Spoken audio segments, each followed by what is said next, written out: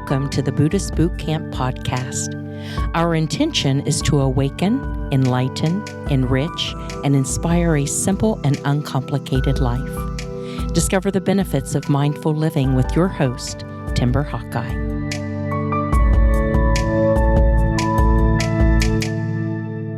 Even standing completely naked in front of people wouldn't feel as vulnerable as sharing this episode with you because I'm exposing how my brain works, which is really intimate. I'm doing it to shed light on an area that's been in the dark for a long time. I'm hoping it either helps you or someone you know who might benefit from hearing it.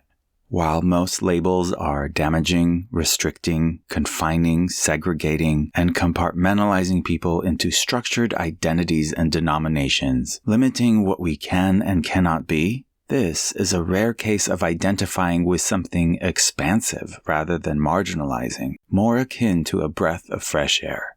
Growing up, I was called weird, strange, odd, and insensitive. All negative terms that suggest I was different from others in bad and undesirable ways. Later in life, however, when I learned I am simply neurodivergent, it finally explained how and why my mind processes data and feelings in ways that neurotypicals don't always understand, let alone accept. So please allow me to explain that this is not a disorder. It's an operating system that works just fine.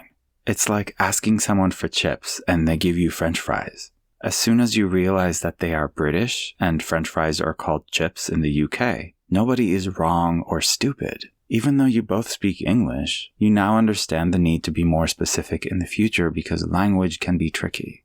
A friend actually snapped at me once saying, "You're so random, Timber. We were talking about French fries and you're asking me about speedboats. How are the two even connected?" So I told him, French fries, also known as chips, are made out of potatoes. Idaho grows more potatoes than any other state in America. A few years ago, I learned how to water ski on Priest Lake, Idaho with my friend's speedboat, so I was wondering if you knew anyone with a boat. He thought I made no sense, but I don't understand how anyone thinks about anything without going through that progression.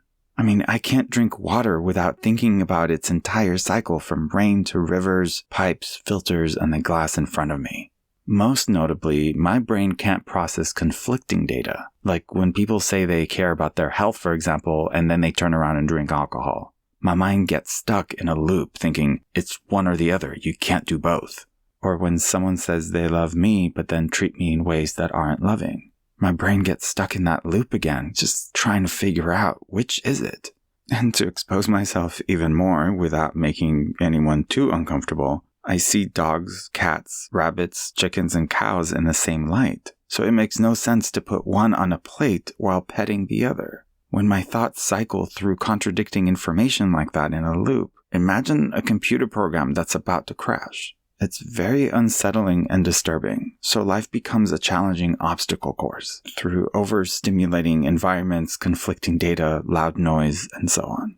Nothing negative is implied by neurodivergence. It simply means we see and understand the world through another lens. Our love language may not necessarily be the typical physical touch, acts of service, gifts, words of affirmation, or quality time. For us, conveying love may look more like, I saw this article and thought of you. Here's a thing about your favorite thing, or you can share my silence with me. The more I think about it, it's possible Buddhism and mindfulness resonate so much because they connect the dots in ways that make sense. So let's expand our vocabulary to accommodate a raised awareness. Let's stop using negative words like weirdo or freak and start getting curious about the many paths up this mountain of life, not just the trail most traveled. There's room in your heart for everyone.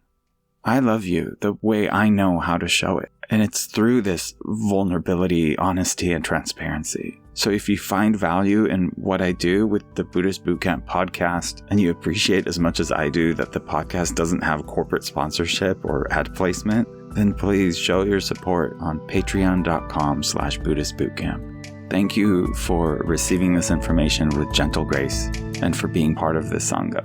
I appreciate you.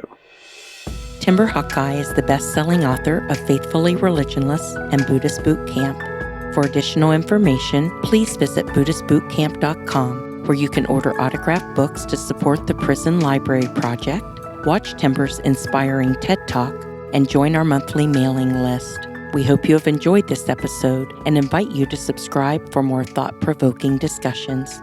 Thank you for being a soldier of peace in the army of love.